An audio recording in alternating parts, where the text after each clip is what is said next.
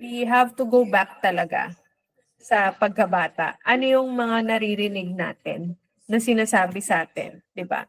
'Di ba si Leia kasi she's been doing some work on herself already. So she understood, she can pinpoint ano yung root cause, having enough lang for yourself.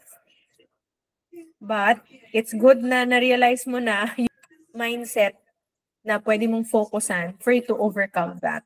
So it's a journey, di ba? It's not easy, especially kung growing up, yan parating sinasabi sa'yo. Yes. So that's why it's very valuable that you're always around people who push you to reach for bigger goals. Kasi babalik at babalik tayo parati dun sa kinalakihan natin di ba? But congratulations kasi you're aware of your money story first and foremost, di ba? And then you're taking steps to change that narrative.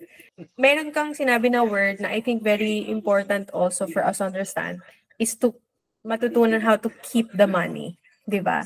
It's not always about make more money, but actually how you can keep it.